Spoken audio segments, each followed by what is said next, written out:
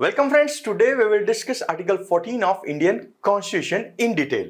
Let's start the video. First of all, Article 14 is a part of fundamental right. Then the first question which will come in your mind, so what exactly are the fundamental rights? Fundamental rights are discussed under Part 3 of Indian Constitution under Article 12 to 35. Now the source of fundamental right is USA. Then comes the next question in your mind, so why fundamental rights are essential?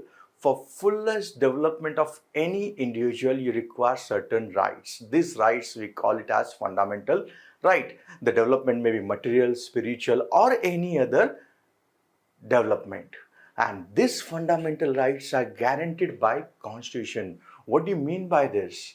If any of your fundamental right, which is given under Part 3 of Indian Constitution, is violated, citizen can directly approach to the highest court of land, that is Supreme Court, under Article 32, and Supreme Court can issue certain writs. That itself means fundamental rights are too much important for individual, and fundamental rights, because of them, it is possible to have political democracy in a country. It facilitates that aspect. So that shows the relevance of fundamental right, and in our constitution, fundamental rights are discussed in a detailed manner. Then comes the next question. So does that mean fundamental rights are absolute? Answer is no. No fundamental right is absolute, and it cannot be. Why? Because no doubt a citizen right should be important, and as we have discussed that these rights are essential for fullest development. But don't you think whenever there is a society versus individual interest, society interest shall prevail? And that's the reason certain reasonable restrictions are always there on fundamental right. Now, whether the restrictions are reasonable or not, if there's any question, you can approach to the court, and court is a final authority to decide that. Now, I hope the basic of fundamental rights are clear, and few fundamental rights are available to citizen and others are available to all. Now, if this part is clear, let us go ahead. Fundamental rights are divided into 6 parts. Earlier it was 7 parts. Right to equality under Article 14 to 18, then right to freedom under Article 19 to 22, then right against exploitation under Article 23-24, then right to religion Article 25 to 28, then cultural and minority rights under Article 29 and 30, and last is right to constitutional remedy Article 32.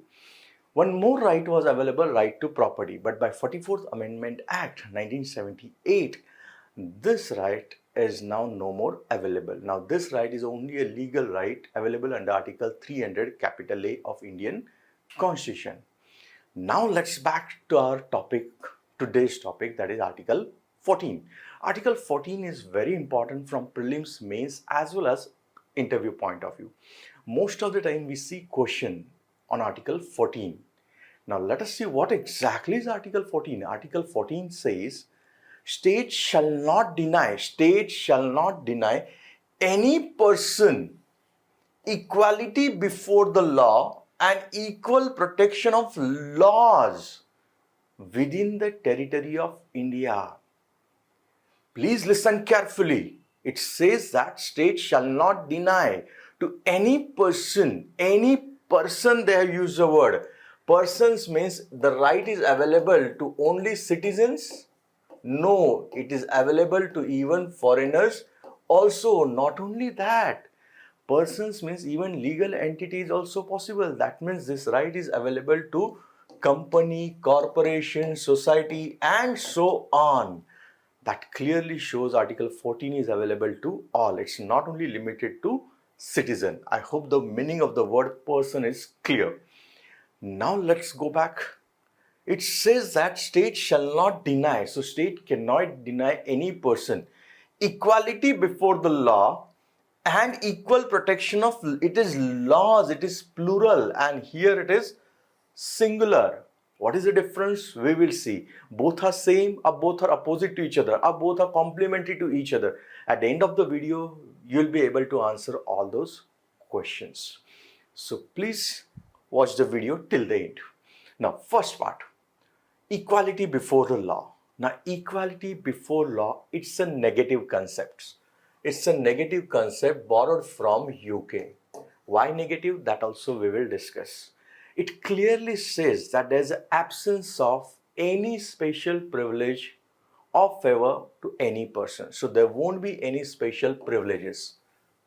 And there will be equal subjection of all person to the ordinary law of the land. And no person is above the law. What do you mean by that?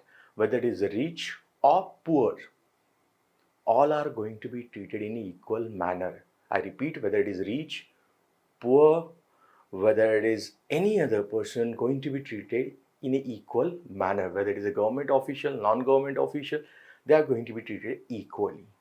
There will be absence of special privileges. Means state cannot discriminate. State cannot do any favors, and that is the way it is normally say that it is in negative connotation. Now, rule of law, this concept, we normally say it is propounded by A.C. Dicey, a British jurist. What exactly he says? He says things in three parts. First, rule of law means absence of any arbitrary power. Means a person can be punished only for breach of law. You can't punish any individual on your whims. So you can punish any individual, but only for breach of law, not for other things. Equality before the law, it says that equal subjection of all citizens to the ordinary law of the land, and primacy of the rights of individual.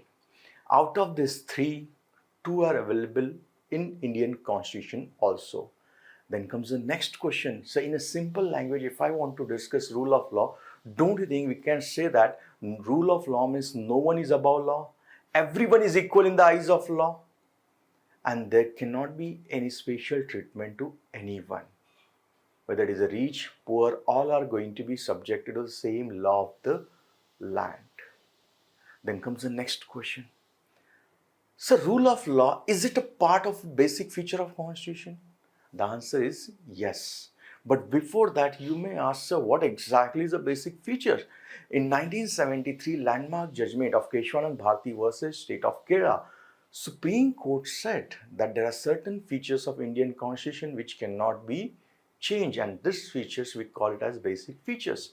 Now, which are those features? Are they defined? Answer is no. Supreme Court has said that case by case basis those can be decided. And in one of the cases, they say that even rule of law is a part of a basic feature of Constitution. That means Parliament have right to amend the Constitution, any part including fundamental right. But they can't amend the basic feature. And now rule of law is a part of basic feature. So can it be changed? The answer is no. I hope it is clear. Then comes the next part.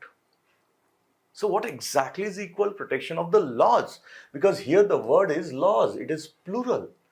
And it is called as positive concept, which is borrowed from United States of America. What exactly is equal protection of the laws? The answer is here, don't you think, just under the name of equality, if we say that we are treating all equals, but treating equals in equal manner is good. But what about unequals? Do you think unequals should be treated equally or unequally? I will explain with one of the example. Now, look at this example. Now, don't you think all are watching a match, right? And as per the equality, we have given all enough space and enough area to watch the match. So all are treated in an equal manner. But do you think all of them are able to watch the match? Answer is no. Number 1 can, number 2 can, but number 3, no, it is not possible. So here equality is there. But do you think justice is there? Answer is no. And that's the reason what we are supposed to do. We are supposed to take something from here and give it to the third person. And then you can achieve this justice. So equality is important, no doubt about it. But justice is also important, and two things are not opposite to each other. We want to achieve equality, but with justice it should be there. So don't you think there are certain positive discrimination, or normally what we call as affirmative actions are necessary? Means what? Here, if required, state can interfere. state can interfere and state can go for certain affirmative actions. I can give you example. Say for example, in India we have reservations. Now reservation is also one of the positive discrimination or affirmative action. Is it essential? The answer is yes. Don't you think we have reservation for SC, for ST, for OBC, and now there is a new class that is economically weaker section. So don't you think here all are different? So all should be treated in equal manner? No. Within a group, they should be treated in an equal manner. Now, why reservation is essential? Because of history of injustice of thousands of years. So don't you think by giving certain additional things, that by interfering state into certain things, even we can have a level playing field for all, and that gives the benefits to everyone, and that is the relevance of reservation, and that's the reason it is required. So don't you think here state if want can interfere, and this is what known as positive discrimination. So under equal protection of the laws, if state interfere in your rights, still it is okay. The law cannot be declared as invalid because it violates equality. Listen carefully, equal should be treated in an equal manner. But what about unequals? And these examples make it quite clear that equality should be there but with justice. I hope both the examples are quite clear. Then comes the next question. So are there any exceptions for equality, or Article 14 is absolute right as we had discussed? Listen carefully. As I earlier said that no fundamental right is absolute. There are certain restrictions, and restrictions are necessary. Yes, reasonable restrictions are required. So here also certain exceptions are there. Article 14 is also not absolute. Some exceptions are there. We will discuss few exceptions of it. Article 361. Its exception regarding what? President of India and Governor. Now, in their official capacity, whatever they have taken, whatever decisions they are taking, they cannot be questioned in any court of law. Now, you may say, so why? Because if you read the constitution clearly, don't you think whether it is president or governor, they always act on the advice of council of ministers, except some cases.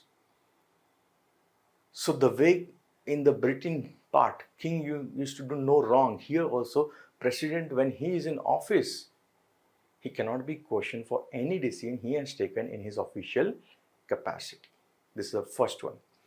Second, Article 105 and 194. Member of Parliament, whatever they say on the floor of the House or vote, that cannot be questioned in any court of law. So even they also enjoy certain immunity. Then comes the Article 31, capital C it is. That is, it's related to DPSP. The statement normally goes where Article 31C comes in, Article 14 goes out. Means what? If you are framing any law on the basis of DPSP, all provisions, answer is no. Only 39 clause B and 39 clause C. If you are making any law by using the provisions of Article 39 clause B or clause C, and if it is violating Article 14, then that law cannot be declared as null and void. Then you may say, so why this special privilege? Listen carefully. Article 39 clause B and clause C, what exactly they say? They say that the material resources of the country should be utilized in such a manner that larger public good should be served. So if it is in the interest of a public good, then it should be allowed. And second thing, it says that economic or resources concentration should not be in the hands of few people. That means monopoly should be avoided. So if such good provisions are there, and if you are making any law on those provisions, and if it is violating Article 14, then it should be declared null and void. Answer is no, and that's the reason it is says where Article 31C comes in, Article 14 goes out. Similarly, foreign sovereigns, diplomats, ambassador, even United Nations and its agency, they also enjoy certain immunities. So these are the exceptions for Article 14. Then comes the conclusion. So equality before law and equal protection of law, both are opposite to each other's? Answer is no. Both combine, they aim to have equality of legal status, opportunity and justice. That means both are essential. Please listen carefully. Under Article 14, reasonable classification is allowed, but the classification should be fair and reasonable. In that case only it is allowed, else Supreme Court can struck down that classification. Now, if you have gone through this video clearly, in the exam they may ask you a question, discuss equality before law and equal protection of laws. I hope you can answer this question after watching this video in detail. And second question, discuss exceptions to equality, what we have discussed just now. So these questions may be there in the mains or interview. Then comes the next. So what about prelims? What kind of questions can be there in prelims? Let us see one example. Article 14 of Indian Constitution, what it discuss? The freedom of speech, right to privacy, right to religion, or equality before law and equal protection under law. If you have watched this video carefully, I hope you can answer these questions very well. If you know the answer, please write down in the comment box. Thank you very much.